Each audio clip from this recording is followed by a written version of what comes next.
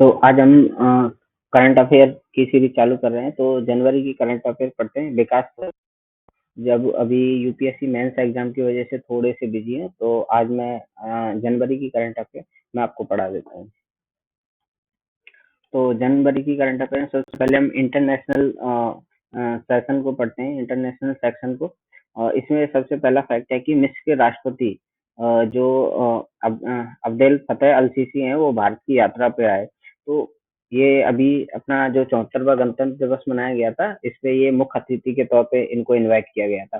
तो यहाँ पे फैक्ट ये ही इम्पोर्टेंट है कि मिस्र के राष्ट्रपति अब्देल फतेह अल सीसी और गणतंत्र दिवस पे आए थे। अब ये कोई नहीं पूछेगा 74वां गणतंत्र दिवस था या क्या था। इन देशों के मध्य साइबर सुरक्षा, संस्कृति, सूचना प्रौद्योगिकी पे काम किए गए थे। कोई भी देश का कोई भी प्रधानमंत्री या राष्ट्रपति जब विदेश में मीटिंग के लिए जाता है या किसी डेलीगेट में कोई मुख्य अतिथि के तौर पे जाता है, तो ये साइबर सुरक्षा, संस्कृति और ये समझौते जो होते हैं वो नॉर्मली सबके सेम से ही रहते हैं। तो अभी यहाँ पे फैक्ट ये इम्पोर्टेंट है कि किस देश के राष्ट्रपति हमारे 74वें गणतंत्र दिवस पर मुख्य अतिथि के तौर पर आए थे। दूसरा है कि जोखिम रिपोर्ट वैश्विक जोखिम रिपोर्ट 2023, ये 18वां संस्करण था इसका। और इसको इश्यू किसने किया था? वर्ल्ड इकोनॉमिक फोरम, विश्व आर्थिक मंच के द्वारा किया गया था। अब ये आपसे कोई नहीं पूछने वाला कि इसकी बैठक दावोस में हुई थी, कहाँ पे हुई थी, तो ये सारी चीजें। अब वर्ल्ड इकोनॉमिक फोरम है, ये और कौन कौन सी रिपोर्ट जारी करता है? वर्ल्ड इकोनॉमिक फोरम ऊर्जा संक्रमण सूचकांक जारी करता है, वैश्विक प्रतिस्पर्धात्मक रिपोर्ट जारी करता है, ग्लोबल जेंडर गैप इंडेक्स और वैश्विक यात्रा और पर्यटन रिपोर्ट। अब यहाँ पे जो 3rd नंबर की लिखी हुई है ग्लोबल जेंडर गैप इंडेक्स, ये इम्पोर्टेंट है थोड़ी सी। जैसे हम आरएस के सिलेबस में ह्यूमन डेवलपमेंट इंडेक्स पढ़ते हैं, ह्यूमन डेवलपमेंट इंडेक्स के साथ में ह्यूमन डेवलपमेंट इंडेक्स को सिलेबस में एक प्रॉपर तरीके से मेंशन्ड है कि ह्यूमन डेवलपमेंट इंडेक्स से क्वेश्चन पूछे जा सकते हैं, पर ग्लोबल जेंडर इंडेक्स नहीं है। तो यहाँ से ये जब ह्यूमन डेवलपमेंट इंडेक्स पढ़ते हैं तो ग्लोबल जेंडर गैप इंडेक्स उसमें पढ़ाई जाती है। तो ग्लोबल जेंडर गैप इंडेक्स कौन निकालता है? विश्व आर्थिक मंच निकालता है। और अभी जो रिपोर्ट आई थी 2023 की, उसमें 127th रैंक आई है इंडिया की ग्लोबल जेंडर गैप इंडेक्स में। 127th रैंक आई है 146 कंट्रीज में से, और फर्स्ट नंबर पे है Iceland global gender gap index में। और भारत ने मालदीव में खेल के बुनियादी ढांचे के विकास के लिए $4 करोड़ की सुविधा प्रदान की। भारत अपने पड़ोसी देशों के लिए आर्थिक सहायता प्रदान करता ही रहता है। तो स्पोर्ट्स का इंफ्रास्ट्रक्चर डेवलप करने के लिए $4 करोड़ की मालदीव के लिए सुविधा प्रदान की। अभी यहाँ पे एक सावियाना फोकदू में सामुदायिक केंद्र बनाया। यहीं पे मालदीव में सावियाना फोकदू है कोई जगह, वहाँ पे एक सामुदायिक केंद्र की स्थापना की। अभी 4th फैक्ट है कि वॉइस ऑफ ग्लोबल साउथ शिखर सम्मेलन की कहाँ पे हुआ? वॉइस ऑफ ग्लोबल साउथ शिखर सम्मेलन हुआ था, इंडिया में हुआ था। जैसे कि आप देख सकते हैं, ये ministry of petroleum natural gas के द्वारा करवाया गया था। Voice of global south summit 13 जनवरी को हुआ था ये। तो अब इसमें क्या इसके सब्जेक्ट रहे थे कि इसका विषय था कि आवाज की एकता, एक साथ मतलब यूनिटी बनानी है, उद्देश्य के लिए एकता, कोई एक पर्पज है, उसके लिए एक इंक्लूसिव पर्पज बनाना है किसी के लिए। तो अब इसका global south centre of excellence की स्थापना की गई है इसमें, global south centre of excellence की, जिसका उद्देश्य है विकासशील डेवलपिंग कंट्रीज हैं उनके विकास समाधानों पर शोध करने के लिए। जो भी डेवलप करना है उनको, तो उनके डेवलपिंग कंट्रीज में डेवलप नेशन बनाना है, उनके लिए क्या क्या सॉल्यूशन हो सकते हैं, उन पे रिसर्च करने के लिए global south centre of excellence की स्थापना की गई। आरोग्य मैत्री, इस परियोजना के तहत भारत प्राकृतिक आपदाओं या मानवीय संकट से प्रभावित किसी भी विकासशील देश को आवश्यक चिकित्सा पूर्ति प्रदान करना। आरोग्य मैत्री से ही समझ सकते हैं कि ये चिकित्सा से रिलेटेड फैक्ट है। अब आता है अब्दुल रहमान मक्की वैश्विक आतंकी घोषित किया गया। ये बड़ी मुश्किल से यूएनएससी में किया जाता है, यूनियन नेशन की जो सिक्योरिटी काउंसिल की बैठक है, उसमें अब की बार बड़ी मुश्किल से अब्दुल रहमान मक्की को आतंकी घोषित किया गया था। इसके 5 देश होते हैं, जैसे यूएनएससी में permanent member, US, UK, Russia, China और फ्रांस। तो चाइना होता है, चाइना कोई भी इंडिया जब भी किसी को वैश्विक आतंकवादी घोषित करने के लिए बोलता है वहां पे, तो वोटिंग में चाइना वोट नहीं करता है। तो अब बड़ी मुश्किल से अब्दुल रहमान मक्की को वैश्विक आतंकवादी घोषित किया गया। ये कोई नहीं पूछेगा किसको आतंकवादी घोषित कर दिया गया, नहीं कर, ये कोई ऐसा इम्पोर्टेंट फैक्ट नहीं है।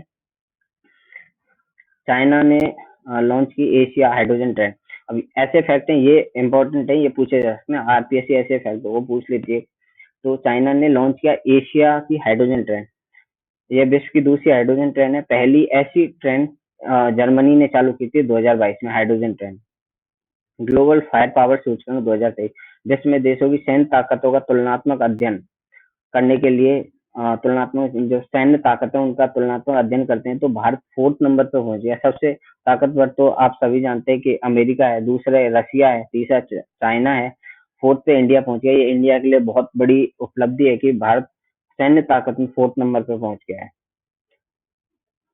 सोने के अवैध खनन एवं कुपोषण जनित परिस्थितियों के फलस्वरूप फैली बीमारियों के कारण किस देश ने अपने यानोमामी क्षेत्र में चिकित्सा आपात घोषणा की? ब्राजील ने। ये जनवरी का फैक्ट है, तो अभी कोई ऐसा इम्पोर्टेंट नहीं है कि ये आरपीएससी पूछेगी, तो ये पढ़ने की ज्यादा जरूरत नहीं है। कि काठमांडू में प्राकृतिक एवं सांस्कृतिक धरोहर के संरक्षण के लिए किस संस्था द्वारा अंतर्राष्ट्रीय सम्मेलन आयोजित किया गया था? काठमांडू में इनटेक द्वारा, Indian national trust for art and culture heritage द्वारा काठमांडू में प्राकृतिक एवं सांस्कृतिक धरोहर के संरक्षण के लिए। काठमांडू अपने आप में, काठमांडू भूटान की राजधानी है, तो अपने आप में बहुत अच्छा शहर है। तो उसके प्राकृतिक एवं सांस्कृतिक धरोहर के संरक्षण के लिए intake, Indian national trust for art and culture heritage द्वारा अंतर्राष्ट्रीय सम्मेलन आयोजित करवाया गया। यूनेस्को ने अंतर्राष्ट्रीय शिक्षा दिवस को 26 अंतर्राष्ट्रीय शिक्षा, अब यहाँ से एक फैक्ट याद होता है कि अंतर्राष्ट्रीय शिक्षा दिवस कब मनाया जाता है? 24 जनवरी को। तो यूनेस्को ने अंतर्राष्ट्रीय शिक्षा दिवस को अफगान बालिकाओं एवं महिलाओं को समर्पित किया।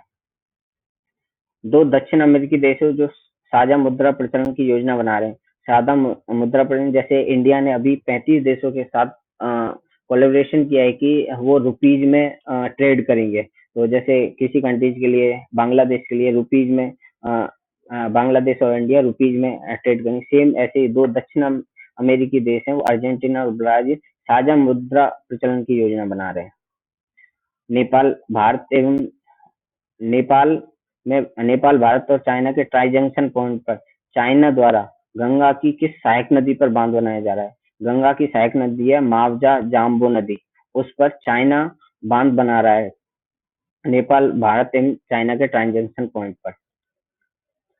जैसे आप देख सकते हो कि ये खबरों में रहा था कि China building dam near border with India Nepal, new satellite image. यहाँ पे कहीं पे जो मावजा जाम्बो रिवर है, वो गंगा की सहायक नदी है, तो वहां पे चाइना है वो बांध बना रहा है।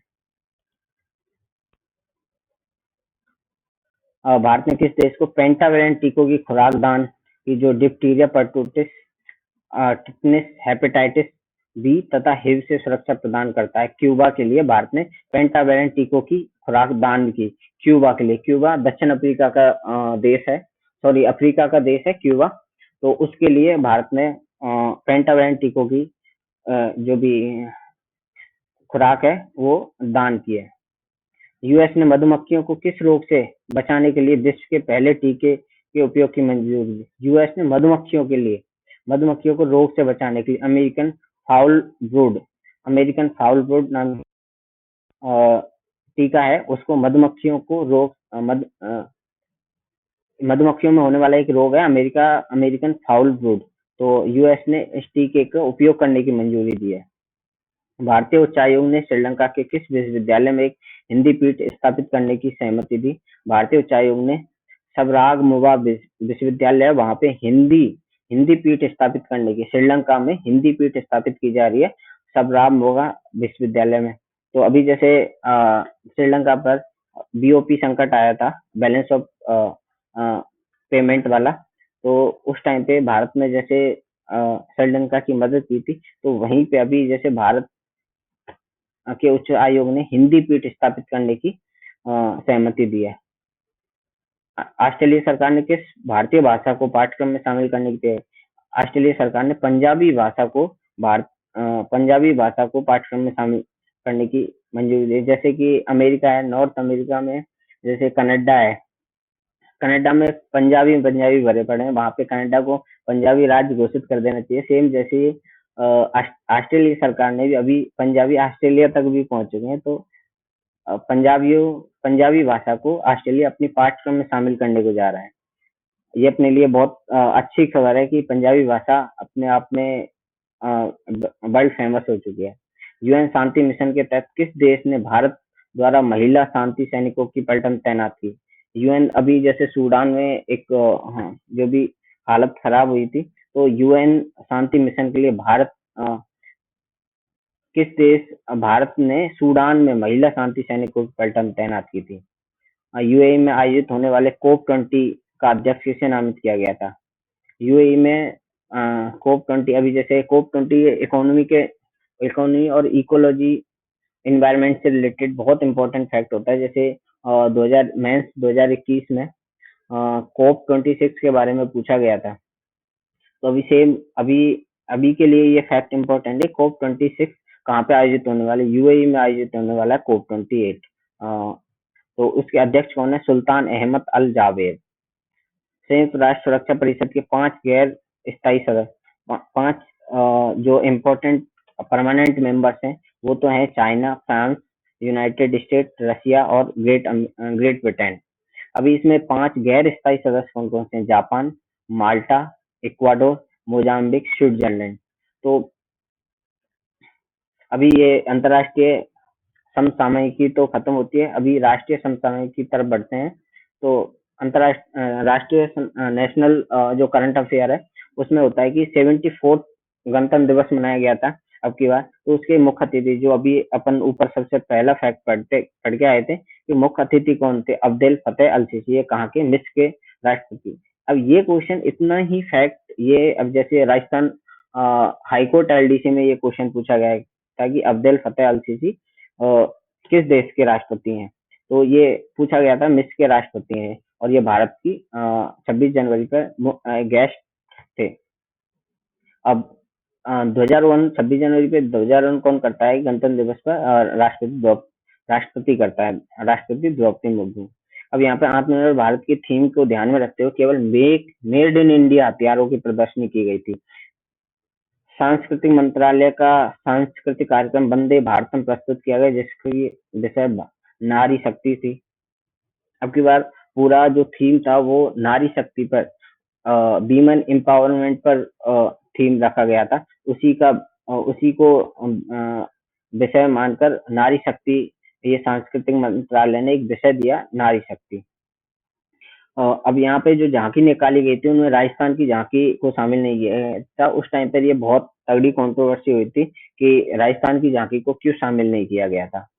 तो अभी इसमें जो झांकी निकाली उन्होंने उत्तराखंड की झांकी को सर्वश्रेष्ठ झांकी का अवार्ड मिला था। अब यहाँ पे 2 फैक्ट इंपॉर्टेंट है अभी जो आने वाले हैं कि प्रथम बार शामिल वायुसेना की गरुड़ कमांडो टीम का नेतृत्व किसने किया? प्रथम बार शामिल हुई थी वायुसेना की गरुड़ कमांडो, उसमें किया था प्रीतम सिंह जैतावत ने, जो कि ये पाली राजस्थान। ये हमारे लिए बहुत इंपॉर्टेंट फैक्ट है क्योंकि ये जो गरुड़ कमांडो टीम की जो लीडर थी वो लीडर है वो है प्रीतम सिंह जैतावत, जो पाली राजस्थान की रहने वाली है। Signal corps dare devils team motorcycle कारनामे का नेतृत्व किसने किया था? लेफ्टिनेंट डिम्पल भाटी ने। तो ये दोनों फैक्ट बहुत ज्यादा इंपॉर्टेंट है क्योंकि जो प्रीतम सिंह जैतावत है वो पाली राजस्थान से हैं और जैसे डिम्पल सिंह भाटी सरनेम से जैसे लगता है कि ये भी राजस्थान से बिलोंग करते हैं। तो ये दोनों पूछे जा सकते हैं। अभी नेक्स्ट फैक्ट है कि अंडमान निकोबार द्वीप समूह के 21 द्वीपों का नामकरण 21 परम वीर चक्र विजेताओं के नाम पर किया गया था। ये बहुत ज्यादा इंपॉर्टेंट फैक्ट है। ये एक तो सीईटी के एग्जाम में पूछा गया था, अभी ईओआरओ के एग्जाम में भी ये यहाँ से क्वेश्चन आया था, और भी जो 2023 के में जो भी एग्जाम कंडक्ट कराए गए उन एग्जाम्स में ये यहाँ से क्वेश्चन 100% पूछा गया है। 21 द्वीपों का नामकरण 21 परमवीर चक्र विजेताओं के नाम पे किया गया। इनमें 2 चक्र परमवीर चक्र विजेता हमारे राजस्थान से भी हैं, उनके नाम पर भी दो द्वीपों का नाम किया गया है। पहले हैं मेजर शैतान सिंह, जिनको परमवीर मरणोपरांत परमवीर चक्र से सम्मानित किया गया था। और दूसरे हैं हवलदार पीरू सिंह। हवलदार पीरू सिंह वो इंसान है जिनको राजस्थान में प्रथम बार परमवीर चक्र मिला था। तो राजस्थान से प्रथम परमवीर चक्र सम्मानित अ, कौन से वीर हैं, वो हैं पीरू सिंह जी। तो उनका हवलदार पीरू सिंह और मेजर शैतान सिंह, उनके नाम पे दो परमवीर चक्र विजेताओं के नाम पे यहाँ पे दीपों को किया गया है। तो वो फैक्ट यहाँ पे नहीं है, आप लिख सकते हैं। मोदी जी द्वारा सुभाष चंद्र बोस को 126वीं जयंती के अवसर पर नामकरण किया गया था। सुभाष चंद्र बोस की 126वीं जयंती के अवसर पर।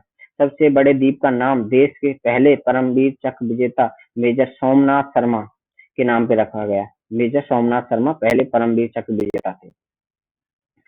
अभी ये फैक्ट है कि उच्चतम न्यायालय ने इच्छा मृत्यु की प्रक्रिया में किया संशोधन। अब ये जैसे कोई भी मरणासन व्यक्ति है, वो लाइफ सपोर्ट पे चल रहा है। जैसे लाइफ सपोर्ट वेंटिलेटर होता है, तो वेंटिलेटर पे अगर कोई आदमी है, तो अगर उसको तो लाइफ सपोर्ट पर रखते हैं, तो उसके रोगी के परिवार और डॉक्टर पर बर्डन रहता है बहुत। तो उस बर्डन को कम करने के लिए सुप्रीम कोर्ट ने एक इच्छा मृत्यु की प्रक्रिया में संशोधन कर दिया है। इसमें क्या, पहले क्या था कि बीमार व्यक्ति को लाइफ सपोर्ट से हटाने के लिए मजिस्ट्रेट की परमिशन मैंडेटरी थी, लेकिन अभी उस परमिशन को हटा दिया गया है कि विदाउट मजिस्ट्रेट की परमिशन के उस मरणासन व्यक्ति को लाइफ सपोर्ट से हटा सकते हैं। PAFF आतंकवादी संगठन घोषित है। अभी जैसे हमारे यहाँ पे उदयपुर में जो भी आतंकवादी घटना हुई थी, कन्हैया कुमार को जैसे चाकू से गोदा गया था, सेम वही उसी बेस पे अभी PFF जो जैश ए मोहम्मद का छदम संगठन है, पीपल्स एंटी फासिस्ट फ्रंट, जो कि केरला में चालू था, उसको और द रेजिडेंट फ्रंट दोनों को प्रतिबंध लगा दिया गया। ये प्रतिबंध किस बेस पे लगाया गया? UAPA गैर कानूनी गतिविधियां रोकथाम अधिनियम है 1970, उसके तहत ये लगाया गया। खालिस्तानी टाइगर फोर्स के सहयोगी अर्शदीप सिंह गिल उर्फ अर्श उल्लाह को आतंकवादी घोषित किया गया। अब ऐसे ये कोई फैक्ट ज्यादा इंपॉर्टेंट नहीं है, कोई नहीं पूछने वाला, आरपीएससी ऐसे फैक्टों को नहीं पूछती। महिला व बच्चों के टीकाकरण हेतु डिजिटल रिकॉर्ड सरकार ने यूविन ऐप लॉन्च किया। अब यहाँ से ये क्वेश्चन बन सकता है, यूविन ऐप किससे रिलेटेड है? महिला एवं बच्चों के टीकाकरण हेतु डिजिटल रिकॉर्ड रखने से यूविन ऐप रिलेट करता है। तो यूविन ऐप रिलेटेड टू महिला एवं बच्चों के टीकाकरण हेतु प्रायोगिक तौर पर प्रत्येक राज्य एवं केंद्र शासित प्रदेश के 2 जिलों में प्रायोगिक तौर पर शुरू किया गया। टोटल 35 जिलों में ये चालू किया गया है। प्रत्येक राज्य और केंद्र शासित प्रदेश के 2 जिलों में, यहाँ से ये इम्पोर्टेंट है, 2 जिलों में प्रायोगिक तौर पर चालू किया गया है। नेक्स्ट जो फैक्ट है ये बहुत इंपॉर्टेंट है, परख। परख अभी जैसे न्यू एजुकेशन पॉलिसी है, तो न्यू एजुकेशन पॉलिसी में मूल्यांकन पे बहुत जोर दिया गया है। तो सेम परख का भी रिलेशन मूल्यांकन से है। परख performance assessment review and analysis of knowledge for holistic development. तो जैसे अभी आपने एक यूट्यूब पे बहुत ही फेमस वेब सीरीज आई थी संदीप भैया, तो संदीप भैया ने भी जैसे यूपीएससी एस्पिरेंट के लिए मूल्यांकन पे बहुत ज्यादा जोर दिया था।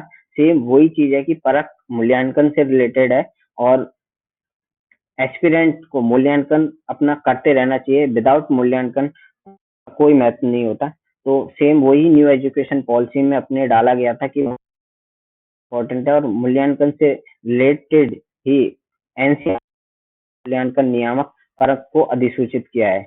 किसने अधिसूचित? सीईआरटी ने। अब इसमें क्या है, 3 प्रमुख मूल्यांकन क्षेत्रों में कार्य करना है। बड़े पैमाने पर मूल्यांकन, स्कूल आधारित आकलन, मानक और दिशा निर्देश स्थापित करना। तो ये क्वेश्चन भी जैसे सीईटी में पूछा गया था, परख परख किससे रिलेटेड है? परख है मूल्यांकन से रिलेटेड और ये शिक्षा एजुकेशन डिपार्टमेंट से रिलेट करता है। भारत को मिला एशियाई प्रशांत डाक संघ का नेतृत्व। अब यहाँ से ये ही इम्पोर्टेंट है कि भारत को एशियाई प्रशांत डाक संघ का नेतृत्व मिल चुका है। तो ऐसा अभी इसके महासचिव कौन है, इसका मुख्यालय कहाँ है, ऐसा कोई इम्पोर्टेंट नहीं है। तो ये सब अपने हिसाब से आप देख लेना। ये इम्पोर्टेंट ये है कि एशियाई प्रशांत डाक संघ का नेतृत्व भारत को मिल चुका है। आकांक्षी ब्लॉक कार्यक्रम अ, आकांक्षी ब्लॉक कार्यक्रम किससे रिलेटेड है, ऐसे पूछा जा सकता है। प्रधानमंत्री द्वारा मुख्य सचिवों के दूसरे राष्ट्रीय सम्मेलन में इसका शुभारंभ किया गया था। इसका उद्देश्य पूरे देश में 500 से अधिक चिन्हित ब्लॉकों में नागरिकों के लिए ईज ऑफ लिविंग में सुधार करना है। तो आकांक्षी ब्लॉक कार्यक्रम किससे रिलेटेड है? ईज ऑफ लिविंग से रिलेटेड। ईज ऑफ लिविंग हम समझ सकते हैं जैसे आर्टिकल इंडियन कॉन्स्टिट्यूशन के आर्टिकल 21 में जैसे गरिमापूर्ण जिंदगी जीवन के लिए जो भी प्रोविजन दिए गए उससे रिलेटेड है कि ईज ऑफ लिविंग, अपने को लिविंग स्टैंडर्ड को इंक्रीज करना है। तो आकांक्षी ब्लॉक कार्यक्रम किससे रिलेटेड है? ईज ऑफ लिविंग से रिलेटेड। मुख्य उद्देश्य इसमें 500 से अधिक चिन्हित ब्लॉकों में नागरिकों के लिए ईज ऑफ लिविंग में सुधार करना है। इसी की तर्ज पर उदयपुर के कलेक्टर ने मिशन कोटरा शुरू किया। जो ताराचंद मीना जी है उदयपुर कलेक्टर, उन्होंने मिशन कोटरा शुरू किया है। अब यहाँ पे एक इम्पोर्टेंट फैक्ट ये है कि एबीपी कार्यक्रम के तहत राजस्थान के किस ब्लॉक को चयन किया गया है? राजस्थान के उदयपुर के खेरवाड़ा ब्लॉक को चयन किया गया है। खेरवाड़ा पहले से बहुत ही फेमस जगह है Kherwara. Annual status of education report. अब ये एनजीओ प्रथम फाउंडेशन नाम की एक एनजीओ है, उसने annual status of education report निकाली। ऐसे ये कोई इम्पोर्टेंट नहीं है। नालंदा में खोजे गए 1200 वर्ष पुराने दो लघु स्तूप। नालंदा बिहार में 1200 वर्ष पुराने दो लघु स्तूप खोजे गए। और ये किससे रिलेटेड है? ये लघु स्तूप भगवान बुद्ध की आकृतियों को दर्शाते हैं। भगवान बुद्ध से रिलेटेड है ये दोनों। दक्षिण अफ्रीका से 100 चीते लाने हेतु समझौता किया गया है। अभी जैसे पहले नामीबिया से 8 चीते लेके आ गए थे और उसके बाद में दक्षिण अफ्रीका से 12 चीते लेके आ गए थे। अब यहाँ पे इम्पोर्टेंट ये है कि ये इनको किस नेशनल पार्क में छोड़ा गया था? पूर्णो नेशनल पार्क, श्योपुर, मध्य प्रदेश में जो कि है। अब ये क्वेश्चन कई जगह पूछा जा चुका है, जैसे सीईटी के एग्जाम में पूछा जा चुका है और ईओआरओ के एग्जाम में पूछा जा चुका है और भी एग्जाम्स में पूछा जा। तो ऐसे ये इम्पोर्टेंट फैक्ट है कि इनको कहाँ पे कूनो नेशनल पार्क में रखा गया है।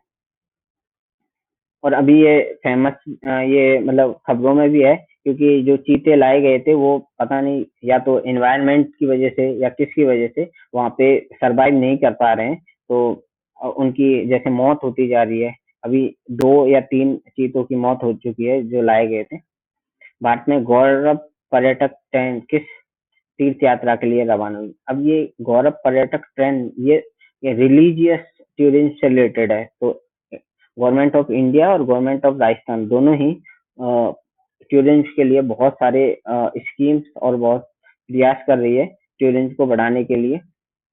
तो भारत गौरव पर्यटक ट्रेन श्री जगन्नाथ यात्रा शुरू की गई। अभी जैसे हमारे राजस्थान में भी बहुत सारी वेब सीरीज शूट की जा रही हैं। तो रीजन क्या है कि हमारी राजस्थान गवर्नमेंट है वो टूरिज्म के लिए और फिल्म टूरिज्म के लिए बहुत प्रयास कर रही है। फिल्म टूरिज्म के लिए 50% सब्सिडी दे रही है और 7 ईयर्स के लिए SGST को रिफंड करिए। तो ऐसी कुछ सारी स्कीम चलाई जा रही है राजस्थान। अभी जैसे एक फेमस वेब सीरीज आई थी हॉट स्टार पे, सास बहू एंड फ्लेमिंगो। तो वो पूरी राजस्थान में शूट की गई थी और उसका थीम भी पूरी राजस्थानी थीम थी। तो ये सारी इन चीजों के लिए राजस्थान गवर्नमेंट भी बहुत प्रयास कर रही है। इस संस्था ने वैज्ञानिकों ने उद्योग संगत नाइट्राइड सेमीकंडक्टर के साथ मस्तिष्क जैसी गणना के लिए कृत्रिम सिनैप्स विकसित किया। कृत्रिम सिनैप्स किसने विकसित किया? Jawaharlal Nehru centre for advance scientific research इन बेंगलुरु। ये इसको कह सकते हैं साइंस एंड टेक्नोलॉजी से रिलेटेड क्वेश्चन बन सकता है इस पे। तो सेमीकंडक्टर सॉरी नाइट्राइड सेमीकंडक्टर के साथ मस्तिष्क जैसी गणना के लिए कृत्रिम सिनैप्स कौन विकसित कर रहा है? Jawaharlal Nehru centre for advance scientific research Bengaluru. SC/ST hub conclave का आयोजन कहाँ पे किया गया? SC/ST हब कॉन्क्लेव का आयोजन मुंबई में किया गया था। और लक्षद्वीप से राष्ट्रवादी कांग्रेस पार्टी के किस सांसद को लोकसभा सदस्य के रूप में अयोग्य घोषित किया गया? मोहम्मद फैजल को। ऐसे ये कोई इम्पोर्टेंट नहीं है, कोई राजस्थान से होता तो याद करते भी। अभी यहाँ पे इम्पोर्टेंट ये है लोकसभा अध्यक्ष को अयोग्य घोषित करने से रिलेटेड आर्टिकल हमारे कॉन्स्टिट्यूशन में कौन सा आर्टिकल है? कॉन्स्टिट्यूशन में आर्टिकल 102 में लोकसभा के सदस्य को अयोग्य प्रोविजन दिए गए हैं और आर्टिकल सॉरी शेड्यूल 10 में शेड्यूल 10 में दल बदल से रिलेटेड या खरीद फरोख्त से रिलेटेड कोई एक्टिविटीज होती है तो वहां पे किसी सदस्य को अयोग्य घोषित किया जा सकता है। पूर्वोत्तर के किस राज्य ने महिला कर्मचारियों को दूसरा बच्चे पर एक वेतन वृद्धि, महिला कर्मचारी के दूसरे बच्चे पर एक वेतन वृद्धि और तीसरे बच्चे पर 2 वेतन वृद्धि का प्रस्ताव तैयार किया सिक्किम ने। तो ये अजीबोगरीब फैक्ट है थोड़ा सा, बट जो है कि वहाँ पे शायद सेक्स रेशियो कम होगा, इस वजह से ये सब कर सकते हैं। किस राज्य ने सभी जिलों में जातिगत गणना शुरू की? जातिगत गणना कहाँ पे? बिहार में शुरू की गई है। प्रधानमंत्री मोदी पर बनी बीबीसी की डॉक्यूमेंट्री जिसे भारत सरकार ने बैन किया, किसको? इंडिया दी मोदी मोदी क्वेश्चंस को। तो ये बहुत कंट्रोवर्सी में रही। ऐसा इसमें कुछ था नहीं कि और मोदी जी को एक ऑटोक्रेटिक नेता के रूप में दिखाया गया था, तो इस वजह से इंडिया ने इस डॉक्यूमेंट्री पे बैन करवाया था। सांसद खेल महाकुंभ, सांसद खेल महाकुंभ 2022-23 का दूसरा चरण कहाँ पे आयोजित हुआ? बस्ती यूपी में। G20 में पहली स्वास्थ्य समूह बैठक कहाँ आयोजित हुई? G20 की पहली स्वास्थ्य समूह बैठक आयोजित हुई थी तिरुवनंतपुरम केरल में। Your exam your method choose your own style शीर्षक प्रधानमंत्री मोदी की किस पुस्तक का अंश है? अब यहाँ से समझ आ सकता है यूआर एग्जाम यूआर, तो एग्जाम से रिलेटेड कोई है तो एग्जाम वॉरियर्स, ये प्रधानमंत्री की खुद की बुक है। प्रधानमंत्री द्वारा उत्तरी कर्नाटक के 5 जिलों में किसी घुमंतु जनजाति के 50,000 से अधिक सदस्यों के लिए जमीन का मालिकाना हक देने वाले हक्कू पत्र वितरण अभियान की शुरुआत की थी लंबानी जनजाति के लिए। अब ये फैक्ट कोई इम्पोर्टेंट है नहीं अभी के रेफरेंस में, ये जनवरी की करंट अफेयर है, तो उस टाइम पे ये फैक्ट हो सकता है। और उसके बाद में कर्नाटक में लोकसभा चुनाव हुए थे, तो उस एक ये पॉलिटिकल एक एजेंडा था या फिर मतलब एक स्कीम थी जिसके तहत हक्कू पत्र वितरण अभियान चालू किया गया था लंबानी जनजाति। तो ऐसा ये कोई इम्पोर्टेंट नहीं है, तो आज के लिए इतना ही रखते हैं। तो थैंक यू।